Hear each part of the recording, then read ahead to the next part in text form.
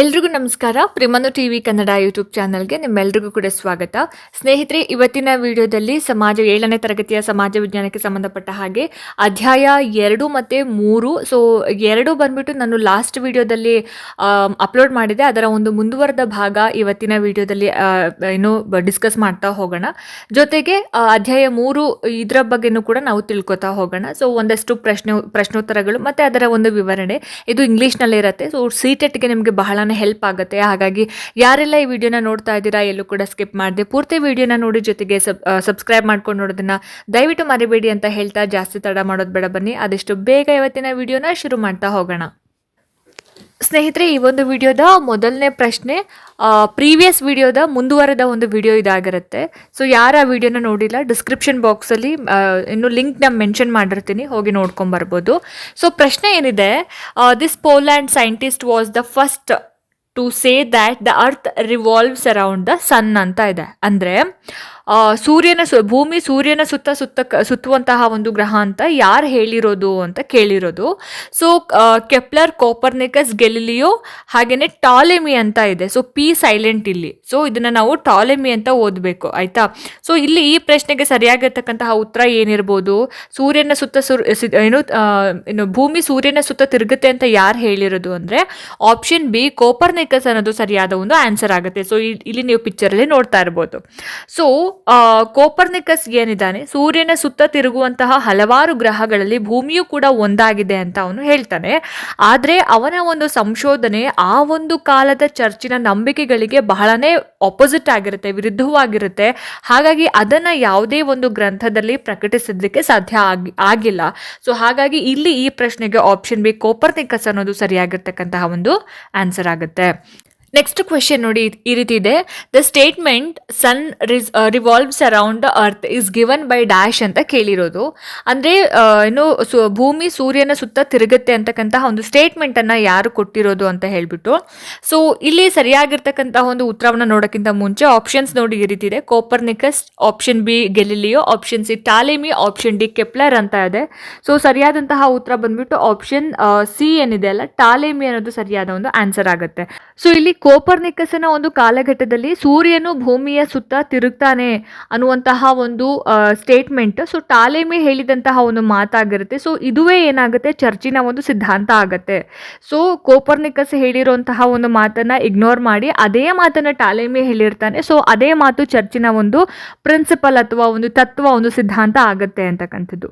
So next ಮುಂದಿನ ಒಂದು ಪ್ರಶ್ನೆ ನೋಡಿ, telescope Galileo gravitational force dash ಅಂತ ಕೇಳಿದ್ದಾರೆ. ಆದರೆ ಟೆಲಿಸ್ಕೋಪ್ ಅನ್ನ ಕಂಡು ಹಿಡಿದಿದ್ದು ಯಾರು? ಗೆಲಿಲಿಯೋ ಗೆಲಲಿ. ಸೊ ಅವನ ಪೂರ್ತಿ ಹೆಸರು ಬಂದು ಗೆಲಿಲಿಯೋ ಗೆಲಲಿ. ಹಾಗೆಯೇ ಗ್ರಾವಿಟೇಷನ್ ಫೋರ್ಸ್, ಗುರುತ್ವಾಕರ್ಷಣ ಇದೆ, ಏನು ಗುರುತ್ವಾಕರ್ಷಣ ಬಲವನ್ನು ಕಂಡು ಹಿಡಿದಿದ್ದು ಯಾರು ಅಂತ ಹೇಳಿಬಿಟ್ಟು ಆಪ್ಷನ್ಸ್ ನೋಡಿ ಇಲ್ಲಿ. Kepler, option B sir Isaac Newton, option C William Harvey, option D Ptolemy ಅಂತ ಇದೆ. ಸೊ ಸರಿಯಾಗಿರ್ತಕ್ಕಂತಹ ಉತ್ತರ ಏನು, ಆಪ್ಷನ್ ಬಿ ಏನಿದೆ, ಸರ್ ಐಸಾಕ್ ನ್ಯೂಟನ್ ಅನ್ನೋದು ಆನ್ಸರ್ ಆಗುತ್ತೆ. ಸೊ ಇಂಗ್ಲೆಂಡಿನ ಸರ್ ಐಸಾಕ್ ನ್ಯೂಟನ್ ಏನಿದ್ದಾರೆ, ನೆಲದಿಂದ ಮೇಲಕ್ಕೆ ಏರಿದಂತಹ ವಸ್ತುಗಳು ಮತ್ತೆ ಕೆಳಗೆ ಬೀಳೋದಕ್ಕೆ ಗುರುತ್ವಾಕರ್ಷಣ ಬಲವೇ ಕಾರಣ ಅನ್ನೋದನ್ನು ತೋರಿಸ್ಕೊಟ್ಟಿರೋದು. ಹಾಗಾಗಿ ಗ್ರಾವಿಟೇಷನಲ್ ಫೋರ್ಸ್ ಅಂತ ಬಂದಾಗ ನಾವು ಯಾರ ಹೆಸರನ್ನ ತಗೊಳ್ತೀವಿ, ಸರ್ ಐಸಾಕ್ ನ್ಯೂಟನ್ ಅವರ ಹೆಸರನ್ನೇ ನಾವು ತಗೊಳ್ಳೋ ಅಂಥದ್ದು. ನೆಕ್ಸ್ಟ್ ಮುಂದಿನ ಪ್ರಶ್ನೆ ನೋಡಿ, to those who rendered distinguished service in the military of the kings of Europe, the service recognition given was called dash ಅಂತ recognition given was called dash ಅಂತ ಕೇಳಿದ್ದಾರೆ. ಆಪ್ಷನ್ ನೋಡಿ, knights, option B Sardar, option C only A is correct, option D both A and B are correct ಅಂತ ಇದೆ. ಈ ಪ್ರಶ್ನೆಗೆ ಸರಿಯಾಗಿರ್ತಕ್ಕಂತಹ ಒಂದು answer ಏನಪ್ಪ ಅಂದರೆ ಆಪ್ಷನ್ ಡಿ ಸರಿಯಾಗಿರ್ತಕ್ಕಂತಹ ಒಂದು ಆನ್ಸರ್ ಆಗುತ್ತೆ. Both A and B are correct ಅಂತ. ಸೊ ಇದು ರಾಜರ ಮಿಲಿಟರಿಯಲ್ಲಿ ಅಪ್ರತಿಮ ಸೇವೆಯನ್ನು ಸಲ್ಲಿಸ್ತಾ ಇದ್ದವರಿಗೆ ನೀಡ್ತಾ ಇದ್ದಂತಹ ಒಂದು ಸೇವಾ ಮಾನ್ಯತೆಯನ್ನು ಸರದಾರ ಅಂತ ಹೇಳಿ ಕರೀತಾ ಇದ್ರು ಅಂತ. ಸೊ ಪಠ್ಯಪುಸ್ತಕ 7th ಸ್ಟ್ಯಾಂಡರ್ಡ್ 7ನೇ ತರಗತಿಯ ಸಮಾಜ ವಿಜ್ಞಾನ ಪಠ್ಯಪುಸ್ತಕ ಭಾಗ 1ರ 15ನೇ ಒಂದು ಪೇಜಲ್ಲಿ ಲಾಸ್ಟಲ್ಲಿ ನಿಮಗೆ ಒಂದು ಯೆಲ್ಲೋ ಕಲರ್ ಇದ್ರಲ್ಲಿ ಇದ್ರಲ್ಲಿ ಕೊಟ್ಟಿರ್ತಾರೆ, ನೆನಪಿರಲಿ, ನಿಮಗಿದು ಗೊತ್ತೇ ಅಂತ ಇರುತ್ತಲ್ವ. ಸೊ ಅದ್ರಲ್ಲಿ ಕೊಟ್ಟಿದ್ದಾರೆ, ನೀವು ಅದನ್ನು ಚೆಕ್ ಮಾಡಿ ಆಯಿತಾ. ಸೊ ಅಲ್ಲಿ ಸರದಾರ ಮತ್ತು ನೈಟ್ಸ್ ಈಗ ಎರಡನ್ನ ಕೂಡ ಮೆನ್ಷನ್ ಮಾಡಿದ್ದಾರೆ. ಕನ್ನಡದಲ್ಲಿ, ಇಂಗ್ಲೀಷ್ನಲ್ಲಿ ನೈಟ್ಸ್ ಅಂತ ಹೇಳಿ ಮೆನ್ಷನ್ ಮಾಡಿದ್ದಾರೆ, ಕನ್ನಡದಲ್ಲಿ ಸರದಾರರು ಅಂತ. ಸೊ ಇಲ್ಲಿ to those who rendered distinguished service ಅಂತಂದರೆ, ಯಾರು ರಾಜರ ಮಿಲಿಟರಿಯಲ್ಲಿ ಅಪ್ರತಿಮ ಸೇವೆಯನ್ನು ಸಲ್ಲಿಸ್ತಾ ಇದ್ರು ಅವರಿಗೆ ಕೊಡ್ತಾ ಇದ್ದಂತಹ ಒಂದು ಸೇವಾ ಮಾನ್ಯತೆಯನ್ನು ಸರದಾರರು ಅಂತ ಹೇಳಿ ಕರಿತಾ ಇದ್ರು ಅಂತ. ಸೊ ಇದು ಎರಡು ಕೂಡ ಕರೆಕ್ಟ್. ನೈಟ್ಸ್ ಅನ್ನೋದು ಕೂಡ ಕರೆಕ್ಟು, ಬಿ ಸರದಾರರು ಅನ್ನೋದು ಕೂಡ ಕರೆಕ್ಟು. ಸೊ ಹಾಗಾಗಿ option D both A and B are correct ಅನ್ನೋದು ಸರಿಯಾದ ಒಂದು ಆನ್ಸರ್ ಆಗಿರುತ್ತೆ. ನೆಕ್ಸ್ಟು ಮುಂದಿನ ಒಂದು ಪ್ರಶ್ನೆ ನೋಡಿ ಇಲ್ಲಿ. Scholars who studied ancient Greek literature were called dash ಅಂತ ಕೇಳಿದ್ದಾರೆ. ಅಂದರೆ ಸೊ ಇಲ್ಲಿ ಏನ್ಷಿಯಂಟ್ ಗ್ರೀಕ್ ಅಂದರೆ ಪ್ರಾಚೀನ ಗ್ರೀಕ್ ಸಾಹಿತ್ಯವನ್ನು ಅಭ್ಯಾಸ ಮಾಡ್ತಾ ಇದ್ದವರಿಗೆ ಏನಂತ ಹೇಳಿ ಕರಿತಾ ಇದ್ರು ಅಂತ. ಆಪ್ಷನ್ಸ್ ನೋಡಿ ಇಲ್ಲಿ. ಕಾವ್ಯ ಸಕ್ತಾಸ್, option B literature lovers, option C ಮಾನವ ಸಕ್ತಾಸ್, ಆಪ್ಷನ್ ಡಿ ಸ್ಕಾಲರ್ಸ್ ಅಂತ ಇದೆ. ಸೊ ಏನಿರ್ಬೋದು ಹಾಗಾದರೆ ಈ ಒಂದು ಪ್ರಶ್ನೆಗೆ ಸರಿಯಾಗಿರ್ತಕ್ಕಂತಹ ಉತ್ತರ ಅಂತ ಹೇಳಿದ್ರೆ ಆಪ್ಷನ್ ಸಿ ಏನಿದೆ, ಮಾನವ ಸಕ್ತಾಸ್ ಅನ್ನೋದು ಸರಿಯಾಗಿರ್ತಕ್ಕಂತಹ ಒಂದು ಆನ್ಸರ್ ಅಂತ ಹೇಳ್ಬೋದು. ನೆಕ್ಸ್ಟ್ ಕ್ವೆಶನ್ ನೋಡಿ. Instead of hell and heaven the main interest of renaissance was given to dash ಅಂತ ಕೇಳಿದ್ದಾರೆ. ಇದರ ಅರ್ಥ ಏನಪ್ಪ ಅಂದರೆ ಕನ್ನಡದಲ್ಲಿ ಪುನರುಜ್ಜೀವನ ಕಾಲದಲ್ಲಿ ಸ್ವರ್ಗ, ನರಕ ಮತ್ತು ಪರಲೋಕದ ಚಿಂತನೆಯನ್ನು ಪೂರ್ಣವಾಗಿ ಬಿಟ್ಟು ಯಾವ ವಿಷಯಗಳ ಬಗ್ಗೆ ತೀವ್ರವಾದಂತಹ ಒಂದು ಒಲವನ್ನು ಅಂದರೆ ಒಲವಿಗೆ ಅವರು ಇಂಪಾರ್ಟೆನ್ಸ್ ಕೊಡ್ತಾ ಇದ್ರು, ಒಲವನ್ನು ತಾಳ್ತಾ ಇದ್ರು ಅಂತ ಹೇಳಿಬಿಟ್ಟು. ಸೊ ಈ ಪ್ರಶ್ನೆಗೆ ಆಪ್ಷನ್ಸ್ ನೋಡಿಲಿ. ದಿಸ್ ವರ್ಲ್ಡ್, ಹೆವನ್, ಪರಲೋಕ, ದೇವಲೋಕ ಅಂತ ಇದೆ. So the correct answer is option A, this world ಅನ್ನೋದು ಸರಿಯಾದ ಒಂದು ಆನ್ಸರ್ ಅಂತ ಹೇಳ್ಬೋದು. ಅಂದರೆ ಪುನರುಜ್ಜೀವನ ಕಾಲದಲ್ಲಿ ಸ್ವರ್ಗ, ನರಕ ಮತ್ತು ಪರಲೋಕದ ಒಂದು ಚಿಂತನೆಯನ್ನು ಕಂಪ್ಲೀಟಾಗಿ ಬಿಟ್ಟು ಇಹಲೋಕದ ವಿಷಯಗಳ ಬಗ್ಗೆ, ನಾವು ಪ್ರೆಸೆಂಟ್ ಇವಾಗ ಜೀವಿಸ್ತಾ ಇರ್ತಕ್ಕಂತಹ ಒಂದು ಲೋಕದ ಬಗ್ಗೆ, ವಿಷಯಗಳ ಬಗ್ಗೆ ಅವರು ತೀವ್ರವಾದಂತಹ ಒಂದು ಒಲವನ್ನು ತಾಳ್ತಾ ಇದ್ರು ಅಂತಕ್ಕಂಥದ್ದು. Option A is the right answer. Next 22ನೇ ಒಂದು ಪ್ರಶ್ನೆ ನೋಡಿ. Which port city of present Turkey is called Constantinople and Byzantium ಅಂತ ಇದೆ. ಅಂದರೆ ಪೋರ್ಟ್ ಸಿಟಿ ಅಂತ ಹೇಳಿದ್ರೆ ಬಂದರು ನಗರಿ ಅಂತ. ಯಾವ ಒಂದು ಬಂದರು ನಗರಿಯನ್ನು ಪ್ರೆಸೆಂಟ್ ಇವಾಗ ಏನು ಟರ್ಕಿ ಅಂತ ಏನು ಹೇಳ್ತಿದ್ವಿ, ಇದನ್ನು ಹಿಂದೆ ಕಾನ್ಸ್ಟ್ಯಾಂಟಿನೋಪಲ್ ಮತ್ತು ಬೈಜಾಂಟಿಯಮ್ ಅಂತ ಹೇಳಿ ಕರಿತಾ ಇದ್ರು. ಯಾವ ನಗರವನ್ನು ಅಥವಾ ಯಾವ ಬಂದರು ನಗರವನ್ನು ಅಂತ ಹೇಳಿ ಕೇಳಿದ್ದಾರೆ. ಆಪ್ಷನ್ಸ್ ನೋಡಿ ಇಲ್ಲಿ. ರೋಮ್, ಬಲೂಚಿಸ್ತಾನ್, ಇಸ್ತಾನ್ಬುಲ್, ಬಾಗ್ದಾದ್ ಅಂತ ಇದೆ. So the correct answer is option B, Istanbul ಅನ್ನೋದು ಸರಿಯಾದ ಒಂದು ಆನ್ಸರ್ ಆಗುತ್ತೆ. ಇಸ್ತಾನ್ಬುಲ್ ಇವಾಗಿನ ಒಂದು ಟರ್ಕಿ ದೇಶದ ಬಂದರು ನಗರಿ. ಇದನ್ನು ಹಿಂದೆ ಕಾನ್ಸ್ಟ್ಯಾಂಟಿನೋಪಲ್, ಅದಕ್ಕೂ ಮೊದಲು ಇದನ್ನು ಬೈಜಾಂಟಿಯಮ್ ಅಂತ ಹೇಳಿ ಕರಿತಾ ಇರ್ತಾರೆ. ಹಾಗಾಗಿ ಆಪ್ಷನ್ ಬಿ, ಇಸ್ತಾನ್ಬುಲ್ ಅನ್ನೋದು ಸರಿಯಾಗಿರ್ತಕ್ಕಂತಹ ಒಂದು ಆನ್ಸರ್ ಆಗಿರುತ್ತೆ. ನೆಕ್ಸ್ಟ್ ಕ್ವೆಶನ್ ನೋಡಿ ಇಲ್ಲಿ.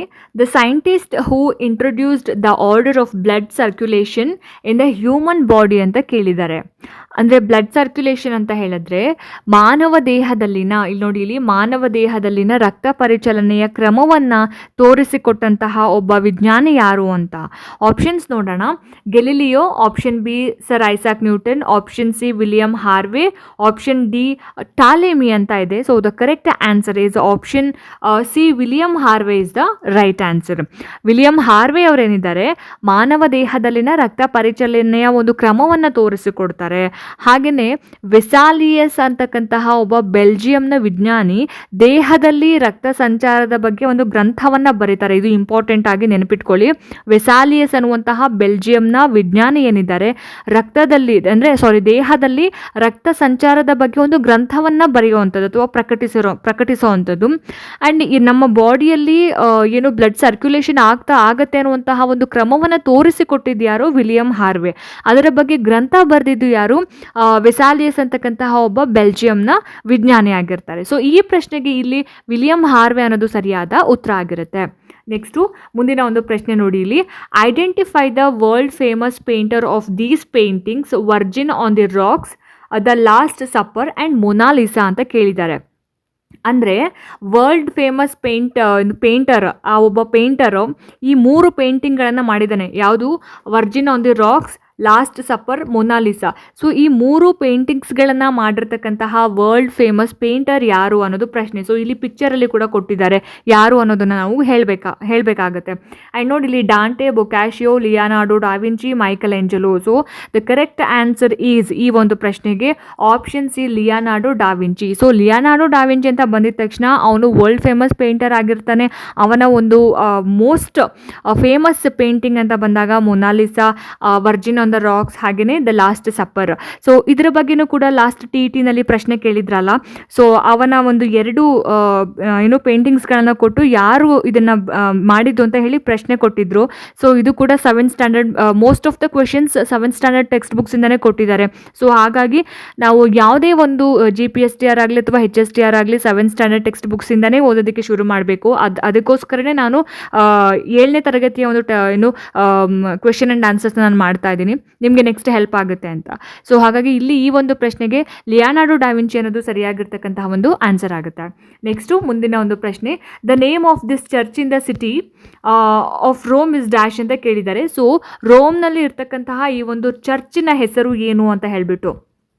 ಸೊ ಆಪ್ಷನ್ ನೋಡಿ, the Roman Catholic church, Saint Peter's church, church of Saint Philomena, option D Saint David church ಅಂತ ಇದೆ. So the correct answer is option B, Saint Peter's church ಅನ್ನೋದು ಸರಿಯಾಗಿರ್ತಕ್ಕಂತಹ ಒಂದು answer. ಇದು ರೋಮ್ನಲ್ಲಿ ಇರ್ತಕ್ಕಂತಹ ಒಂದು ಫೇಮಸ್ ಆಗಿರ್ತಕ್ಕಂತಹ ಒಂದು ಚರ್ಚ್ ಆಗಿರುತ್ತೆ. ಆ್ಯಂಡ್ ನೆಕ್ಸ್ಟ್ ಮುಂದಿನ ಒಂದು ಪ್ರಶ್ನೆ, identify this world famous picture. So ನಾನು ಅವಾಗಲೇ ತಾನೇ ಹೇಳಿದೆ ಯಾರು ಬರೆದಿರೋದು ಅಂತಲೂ ಕೂಡ, ಯಾರು ಆ ಪೇಂಟಿಂಗ್ ಮಾಡಿರೋದು ಅಂತಲೂ ಕೂಡ ಹೇಳಿದೆ. ಇದು ಯಾವ ಒಂದು ಪೇಂಟಿಂಗ್ ಅಂತ ನಾವು ಹೇಳಬೇಕಾಗತ್ತೆ. ಆ್ಯಂಡ್ ನೋಡಿ, statue of Moses, statue of David, Mona Lisa, virgin on the rocks ಅಂತ. The correct answer is option C, Mona Lisa ಅನ್ನೋದು ಸರಿಯಾದ ಆನ್ಸರ್ ಆಗುತ್ತೆ. ಯಾರು ಹಾಗಾದ್ರೆ ಈ ಮೊನಾಲಿಸಾ ಪೇಂಟ್ ಮಾಡಿದ್ಯಾರು? ಸೊ ಇವಾಗ ತಾನೇ ಹೇಳ್ದಲ್ಲ, ಲಿಯಾನಾರ್ಡೋ ಡಾವಿಂಚಿ. ಈ ಒಂದು ಪ್ರಶ್ನೆಗೆ option C is the correct answer. Next question ನೋಡಿ ಈ ರೀತಿ ಇದೆ, major denominations of Christianity is dash ಅಂತ ಕೇಳಿದ್ದಾರೆ. ಅಂದರೆ ಕ್ರೈಸ್ತ ಧರ್ಮದ 2 ಪ್ರಮುಖ ಪಂಗಡಗಳು ಯಾವ್ಯಾವುದು ಅಂತ ಕೇಳಿರೋ ಅಂಥದ್ದು. ಸೊ ಈ ಪ್ರಶ್ನೆಗೆ ಆಪ್ಷನ್ಸ್ ನೋಡೋಣ ಇಲ್ಲಿ. Catholic, option B Protestant, option C Shia and Sunni, option D A and B are both correct ಅಂತ ಇದೆ. ಸೊ ಈ ಪ್ರಶ್ನೆಗೆ ಸರಿಯಾಗಿರ್ತಕ್ಕಂತಹ ಒಂದು ಆನ್ಸರ್ ಏನಪ್ಪ ಅಂದರೆ option D, A and B are both correct ಅನ್ನೋದು. ಸೊ ಕ್ರೈಸ್ತ ಧರ್ಮದಲ್ಲಿ ಬಹಳಷ್ಟು ಪಂಗಡಗಳಿದ್ದಾವೆ. ಅದರಲ್ಲಿ ಕ್ಯಾಥೋಲಿಕ್ ಮತ್ತು ಪ್ರೊಟೆಸ್ಟೆಂಟ್ ಅಂತಕ್ಕಂತಹ 2 ಪಂಗಡಗಳು, ಎ ಆ್ಯಂಡ್ ಬಿ ಏನಿದೆ ಅಲ್ಲ, ಬಹಳ ಪ್ರಮುಖವಾಗಿರ್ತಕ್ಕಂತಹ ಒಂದು ಪಂಗಡಗಳಾಗಿರುತ್ತೆ. ಆ್ಯಂಡ್ ಶಿಯಾ ಆ್ಯಂಡ್ ಸುನ್ನಿ ಅನ್ನೋದು ಇಸ್ಲಾಂ ಧರ್ಮದ 2 ಪಂಗಡಗಳಾಗಿರುತ್ತೆ. ಸೊ ಇದನ್ನು ನೆನಪಿಟ್ಕೊಳ್ಳಿ, option C Shia and Sunni ಏನಿದೆ ಇಸ್ಲಾಂ ಧರ್ಮದ 2 ಪಂಗಡಗಳು. ಸೊ ಇಲ್ಲಿ ಕ್ಯಾಥೋಲಿಕ್ ಆ್ಯಂಡ್ ಪ್ರೊಟೆಸ್ಟೆಂಟ್ಸ್ ಆರ್ ಕ್ರೈಸ್ತ ಧರ್ಮದ 2 ಪಂಗಡಗಳಾಗಿರುತ್ತೆ. So option D, A and B both correct ಅನ್ನೋದು ಸರಿಯಾಗಿರ್ತಕ್ಕಂತಹ ಒಂದು ಆನ್ಸರ್ ಅಂತ ಹೇಳ್ಬೋದು. Next, he is called morning star. So ಇಲ್ಲಿ morning star of religious reformation. So ಯಾರನ್ನ ಧಾರ್ಮಿಕ ಸುಧಾರಣೆಯ ಉಷಾ ತಾರೆ, ಮಾರ್ನಿಂಗ್ ಸ್ಟಾರ್ ಅಂದರೆ ಕನ್ನಡದಲ್ಲಿ ಧಾರ್ಮಿಕ ಸುಧಾರಣೆಯ ಉಷಾ ತಾರೆ ಅಂತ ಯಾರನ್ನ ಕರೀತಾರೆ ಅಂತ ಪ್ರಶ್ನೆ ಕೇಳಿದ್ದಾರೆ. ಸೊ ಈ ಪ್ರಶ್ನೆಗೆ ನೋಡಿ ಇಲ್ಲಿ ಆಪ್ಷನ್ಸ್ ಏನು ಕೊಟ್ಟಿದ್ದಾರೆ, John Wycliffe, option B Martin Luther, option C Ignatius Loyola, option D John Hus ಅಂತ ಕೊಟ್ಟಿದ್ದಾರೆ, ಜಾನ್ ಹಸ್ ಅಂತ. ಸೊ ಇದಕ್ಕೆ ಏನಿರ್ಬೋದು ಆನ್ಸರ್ ಹಾಗಾದರೆ ಈ ಪ್ರಶ್ನೆಗೆ?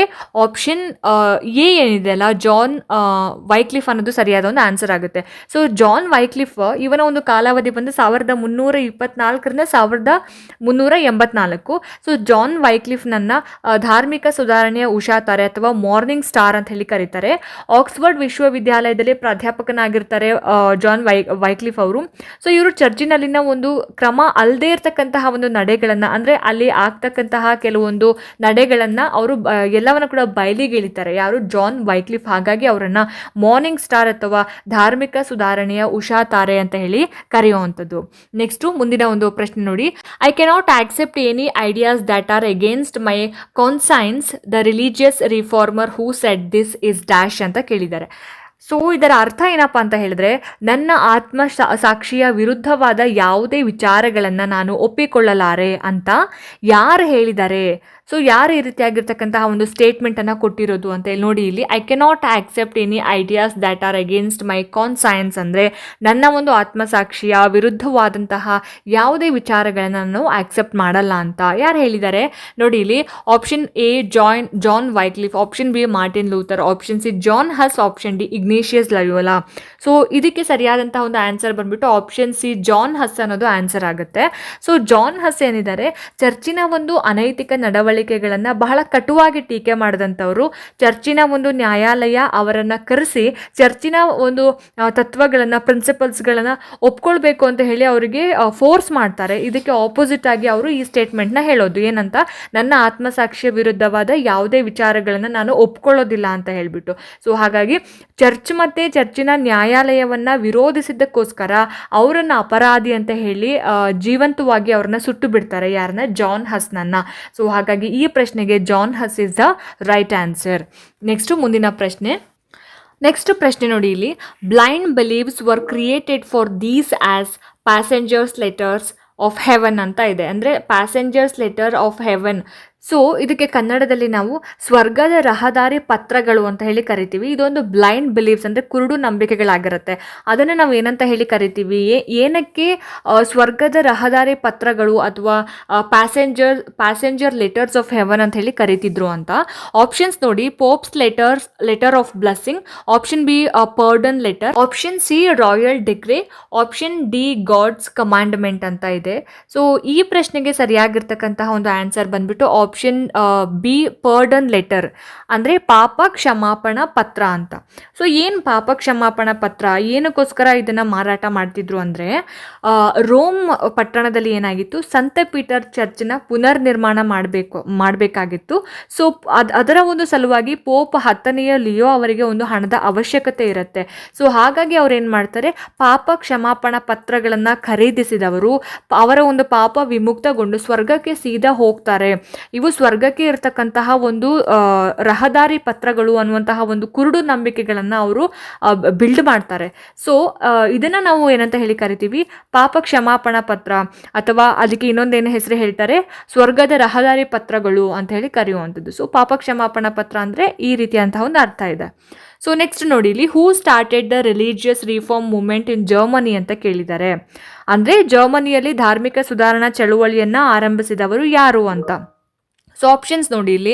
John Wycliffe, option B Ignatius Loyola, option C John Hus, option D Martin Luther ಅಂತ ಇದೆ. ಸೊ ದ ಕರೆಕ್ಟ್ ಆನ್ಸರ್ ಏನು?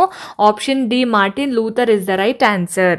ಮಾರ್ಟಿನ್ ಲೂಥರ್ ಏನಿದ್ದಾರೆ ಜರ್ಮನಿಯಲ್ಲಿ ಧಾರ್ಮಿಕ ಸುಧಾರಣಾ ಚಳುವಳಿಯನ್ನು ಆರಂಭಿಸಿದಂತಹ ನಾಯಕ. ಇವರು ಏನಿದ್ದಾರೆ ಸಂತ ಅಗಸ್ಟಿನ್ ಚರ್ಚಿನ ಪಾದ್ರಿ ಆಗಿರ್ತಾರೆ. ಯಾರು? Martin Luther. ಸೊ ಹಾಗಾಗಿ ಈ ಪ್ರಶ್ನೆಗೆ option D Martin Luther is the right answer. ಮುಂದಿನ ಒಂದು ಪ್ರಶ್ನೆ.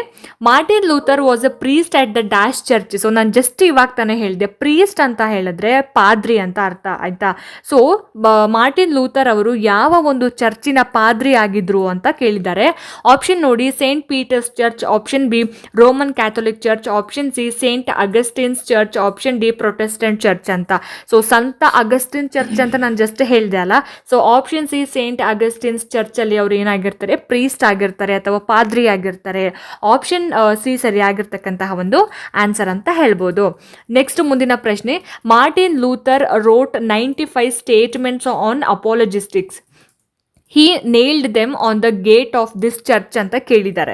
ಸೊ ಇದರ ಅರ್ಥ ಏನಪ್ಪ ಅಂತ ಹೇಳಿದ್ರೆ, ಅವರು 95 ಪಾಪ ಕ್ಷಮಾಪಣಾ ಪತ್ರಗಳನ್ನು, ಅಂದರೆ ಅವರು ಒಂದು ಹೇಳಿಕೆಯನ್ನು ಒಂದು ಬರೀತಾರೆ. ಅವರು ಪಾಪ ಕ್ಷಮಾಪಣಾ ಪತ್ರಗಳನ್ನು ಕುರಿತು 95 ಸ್ಟೇಟ್ಮೆಂಟ್ಸ್ 95 ಹೇಳಿಕೆಗಳನ್ನ ಬರೀತಾರೆ. ಬರೆದು ಯಾವ ಒಂದು ಚರ್ಚಿನ ಹೆಬ್ಬಾಗಿಲಿನಲ್ಲಿ ಅವರು ಹಾಕಿದ್ರು ಅಂತ ಕೇಳಿರೋದು.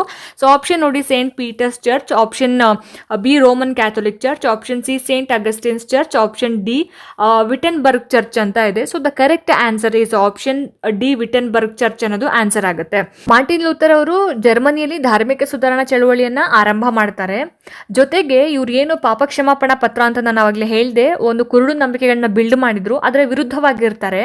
ಸೊ ಹಾಗಾಗಿ ಅವ್ರು ಏನ್ ಮಾಡ್ತಾರೆ, ಪಾಪ ಕ್ಷಮಾಪಣಾ ಪತ್ರಗಳನ್ನ ಕುರಿತು 95 ಹೇಳಿಕೆಗಳನ್ನ ಬರೆದು ವಿಟನ್ಬರ್ಗ್ ಚರ್ಚಿನ ಹೆಬ್ಬಾಗಿಲಿಗೆ ಹಚ್ಚಿ ಜನರಲ್ಲಿ ಒಂದು ಜಾಗೃತಿ ಮೂಡಿಸ್ತಕ್ಕಂತಹ ಒಂದು ಕೆಲಸವನ್ನ ಮಾಡ್ತಾರೆ. ಸೊ ಹಾಗಾಗಿ ಈ ಪ್ರಶ್ನೆಗೆ ಉತ್ತರ ವಿಟನ್ಬರ್ಗ್ ಅನ್ನೋದು ಸರಿಯಾಗಿರ್ತಕ್ಕಂತಹ ಒಂದು ಆನ್ಸರ್ ಆಗುತ್ತೆ. ನೆಕ್ಸ್ಟ್ ಮುಂದಿನ ಒಂದು ಪ್ರಶ್ನೆ, the language into which Martin Luther translated the Bible ಅಂತ ಕೇಳಿದ್ದಾರೆ. ಅಂದರೆ ಏನು ಬೈಬಲನ್ನು ಮಾರ್ಟಿನ್ ಲೂಥರ್ ಅವರು ಯಾವ ಭಾಷೆಗೆ ಭಾಷಾಂತರ ಮಾಡಿದ್ರು ಅಂತ ಪ್ರಶ್ನೆ. So the language into which Martin Luther translated the Bible ಅಂತ ಯಾವ ಭಾಷೆಗೆ ಭಾಷಾಂತರ ಮಾಡ್ತಾರೆ? Option A Germany, option B English, option C Latin, option D Roman ಅಂತ ಇದೆ. ಸೊ ಲೂಥರ್ ಅವರು ಬೈಬಲನ್ನು ಜರ್ಮನ್ ಭಾಷೆಗೆ ಭಾಷಾಂತರ ಮಾಡ್ತಾರೆ, ಆಪ್ಷನ್ ಎ. ಸೊ ಇವರು ಜರ್ಮನ್ ಭಾಷೆಗೆ ಭಾಷಾಂತರ ಮಾಡಿದ್ರಿಂದ ಅದು ಸಾಮಾನ್ಯ ಜನರೆಲ್ಲರಿಗೂ ಕೂಡ ಅದು ಅರ್ಥ ಆಗೋ ಥರ ಆಗುತ್ತೆ, ಅವ್ರಿಗೆ ಸಿಗೋ ಥರ ಆಗುತ್ತೆ ಬೈಬಲ್. ಸೊ ಹಾಗಾಗಿ ಚರ್ಚಿನ ಒಂದು ಧಾರ್ಮಿಕ ಸೇವೆಗಳಲ್ಲಿ ಲ್ಯಾಟಿನ್ ಭಾಷೆಯ ಬದಲಾಗಿ ಜರ್ಮನ್ ಭಾಷೆಯನ್ನು ಬಳಸೋದಕ್ಕೆ ಆರಂಭ ಮಾಡ್ತಾರೆ ಯಾರು? Martin Luther. ಸೊ ಹಾಗಾಗಿ ಆಪ್ಷನ್ ಎ ಜರ್ಮನಿ ಅನ್ನೋದು ಸರಿಯಾಗಿರ್ತಕ್ಕಂಥ ಒಂದು ಆನ್ಸರ್ ಆಗುತ್ತೆ. ಸೊ ನೆಕ್ಸ್ಟ್ ಕ್ವೆಶನ್ ನೋಡಿ, ಇಲ್ಲಿ the Catholic church referred the followers of Luther as dash ಅಂತ ಕೇಳಿದ್ದಾರೆ. ಇದರ ಅರ್ಥ ಏನಪ್ಪ ಅಂತ ಹೇಳಿದ್ರೆ, ಕ್ಯಾಥೋಲಿಕ್ ಚರ್ಚಿನವರು ಲೂಥರ್ನ ಅನುಯಾಯಿಗಳನ್ನು ಏನಂತ ಹೇಳಿ ಕರಿತಾ ಇದ್ರು ಅಂತ. ಸೊ ಇಲ್ಲೇ ಇದೆ, the Catholic church referred the followers of Luther as dash ಅಂತ. ಆಪ್ಷನ್ಸ್ ನೋಡಿ, Catholic, option B Protestants, option C Jesuit, option D A and B are both correct ಅಂತ ಇದೆ. So the correct answer is option B Protestants ಅಂತ ಹೇಳಿ ಕರೀತಾರೆ. So ಪ್ರೊಟೆಸ್ಟೆಂಟ್ಸ್ಗೆ ಕನ್ನಡದಲ್ಲಿ ಪ್ರತಿಭಟನಾಕಾರರು ಅಂತ. ಕ್ಯಾಥೋಲಿಕ್ ಚರ್ಚಿನವರು ಲೂಥರ್ನ ಅನುಯಾಯಿಗಳನ್ನ ಪ್ರೊಟೆಸ್ಟೆಂಟ್ಸ್ ಅಂತ ಹೇಳಿ ಕರಿತಾ ಇದ್ರು.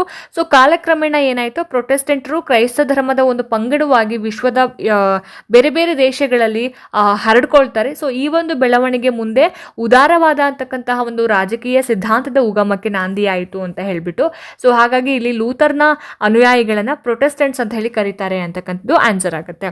ನೆಕ್ಸ್ಟ್ ಮುಂದಿನ ಪ್ರಶ್ನೆ, identify the counter reformation movement leader in this portrait ಅಂತ ಇದೆ.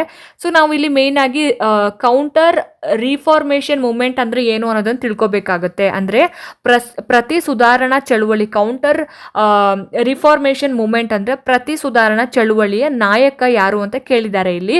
ಸೊ ಇದಕ್ಕೆ ಸರಿಯಾದಂತಹ ಒಂದು ಆನ್ಸರ್ ಏನಪ್ಪಾ ಅಂದ್ರೆ option A John Wycliffe, option B Ignatius Loyola, option C John Hus, option D Martin Luther ಅಂತ ಇದೆ. ಸೊ ಪ್ರತಿ ಸುಧಾರಣಾ ಚಳುವಳಿಯ ನಾಯಕ ಅಂತ ಬಂದಾಗ ಆಪ್ಷನ್ ಬಿ ಇಗ್ನೇಷಿಯಸ್ ಲಯೋಲಾ ಅನ್ನೋದು ಸರಿಯಾಗಿರ್ತಕ್ಕಂತಹ ಒಂದು ಆನ್ಸರ್ ಆಗುತ್ತೆ. So option B Ignatius Loyola is the right answer. So ನೋಡಿದ್ರಲ್ಲ ಸ್ನೇಹಿತರೆ, ಇದಾಗಿತ್ತು ಇವತ್ತಿನ ಸಮಾಜ ವಿಜ್ಞಾನಕ್ಕೆ ಸಂಬಂಧಪಟ್ಟ ಹಾಗೆ ಒಂದಷ್ಟು ಪ್ರಶ್ನೋತ್ತರಗಳು. ಹೋಪ್ ಈ ವಿಡಿಯೋ ನಿಮಗೆ ಇಷ್ಟ ಆಯಿತು, ಅನುಕೂಲ ಆಯಿತು ಅಂತ ಭಾವಿಸ್ತೀನಿ. ಇಷ್ಟ ಆಯಿತು ಅಂತಂದರೆ ದಯವಿಟ್ಟು ಲೈಕ್ ಮಾಡಿ, ಶೇರ್ ಮಾಡಿ. ಹಾಗೆ ನಿಮ್ಮ ಅನಿಸಿಕೆ ಅಭಿಪ್ರಾಯಗಳು ಏನೇ ಇದ್ರೂ ಕೂಡ ನನಗೆ ಕಮೆಂಟ್ ಸೆಕ್ಷನಲ್ಲಿ ತಿಳಿಸಿ ಅಂತ ಹೇಳ್ತಾ, ಇದೇ ರೀತಿ ಹೆಚ್ಚಿನ ವೀಡಿಯೋಸ್ಗಳಿಗೋಸ್ಕರ ನಿರಂತರವಾಗಿ ನನ್ನ ಚಾನಲನ್ನು ನೋಡ್ತಾ ಇರಿ.